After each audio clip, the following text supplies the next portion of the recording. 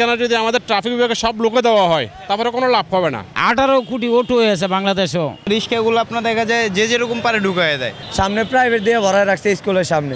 ঢাকা শহরের বেশ কয়েকটি তীব্র যানজট এলাকার মধ্যে ঢাকার এই ফার্মগেট এলাকাটি সব থেকে বেশি যানজটপূর্ণ।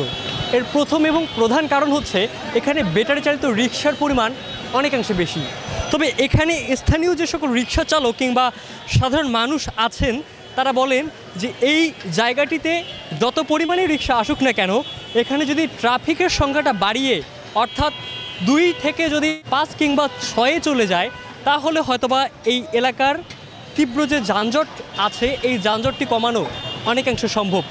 আমরা এখানে বেশ কয়েকজন পথচারীর সাথে কথা বলেছি, তারা ঠিক যেমনটি আমাদেরকে বলছে এই তীব্র যানজটের কারণ শুধুমাত্র অনিয়ন্ত্রিত ব্যাটারি চালিত রিকশা নয়, এর প্রধান কারণও হচ্ছে এখানে যে দায়িত্বরত ট্রাফিক পুলিশ থাকেন তার মধ্যে 2 জনের 1 জনই চলে যায় অল্প সময় থেকে।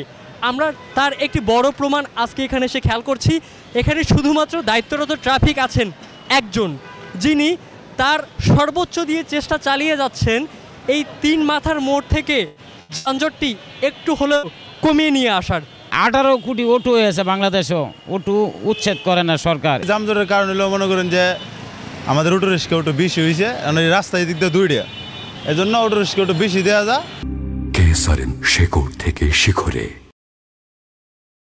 ট্রাফিক যদি আপনার নিয়ন্ত্রণ করেন তাহলে সব থেকে পারফেক্ট হয়। আর দ্বিতীয় কথা হলো রিক্সাগুলো আপনার দেখা যায় যে যেরকম পারে ঢুকায় দেয়। রাস্তাঘাটে গাড়ি যান না আটকা, ওই যে সামনে যায় দেখেন সামনে প্রাইভেট দিয়ে ভরায় রাখছে স্কুলের সামনে, ওই গাড়িটি যদি হরাইতে পারে আর কোনো সময় এই জায়গার ভিতরে জ্যাম না লাগে না। এই ব্যস্ততম এরিয়াতে মোট কতজন দায়িত্বে থাকে? আমরা এখানে 2 কনস্টেবল 1 সার্জেন্ট। সবসময় কি 2 জন 1 জন করেই থাকে? হ্যাঁ। এই যে কষ্টের যে পরিমাণ, আপনি কি প্রয়োজন মনে করছেন এখানে আরও?